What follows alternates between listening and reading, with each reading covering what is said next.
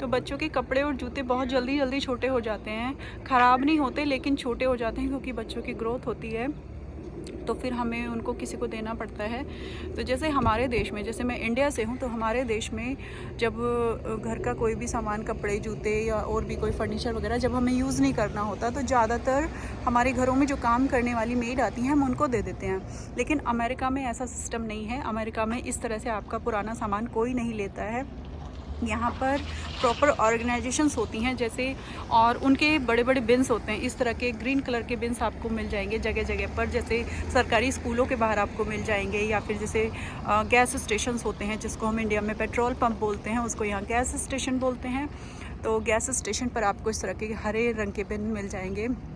या फिर जैसे बच्चों की स्पोर्ट्स क्लासेस होती हैं, जो प्राइवेट स्पोर्ट्स क्लासेस होती हैं, उनके बाहर आपको इस तरह के बिन्स मिल जाएंगे और जिन पर लिखा होता है क्लोथ्स एंड शूज़। तो इसमें आप सिर्फ कपड़े और जूते ही डाल सकते हो।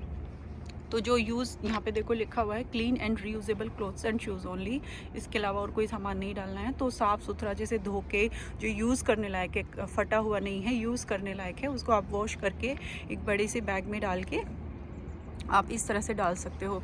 तो यहाँ पे ऊपर की तरफ एक हैंडल होता है, यहाँ पे ऊपर की तरफ एक हैंडल होता है, उसको आप नीचे करोगे तो इसमें जगह बन जाती है और यहाँ पे आप डाल सकते हो।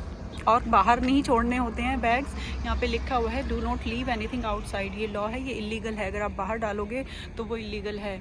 और कपड़े और जूते के अलावा और कोई सामान नहीं डालना है। इसमें सीधे सीधे लिखा हुआ है डंपिंग नहीं करना है, डंपिंग इलीगल है। और ये एक प्रॉपर ऑर्गेनाइजेशन होती हैं, जैसे यहाँ पे आप लिखा हुआ देख सकते हो LEAD, LEAD is a non profit organisation. तो इस तरह की ऑर्गेनाइजेशंस होती हैं जो होमलेस लोग होते हैं या फिर जो पॉवर्टी लेन से नीचे होते हैं, जो बहुत गरीब लोग होते हैं, जो अफोर्ड नहीं कर सकते हैं नए कपड़े और जूते, नया सामान लेना, तो उनको हेल्प करने के लिए ये ऑर्गेनाइजेशंस काम करती हैं।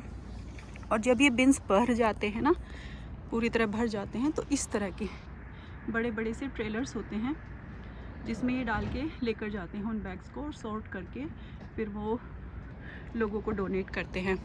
तो ये तो कपड़े और जूते इस तरह से आप डोनेट कर सकते हो अमेरिका में। इसके अलावा अगर आपको घर का कोई सामान, बड़ा सामान जैसे फर्नीचर होता है, मैट्रेस होता है, या और भी कोई बड़ा सामान अगर आपको डोनेट करना है तो उसके लिए भी यहाँ पर प्रॉपर कंपनीज़ होती हैं। जैसे गुडविल करके एक कंपनी है, उसके बहुत सारे स्टोर्स होते हैं अलग अलग लोकेशंस पर, तो वहाँ पे जाके आप डोनेट कर सकते हो।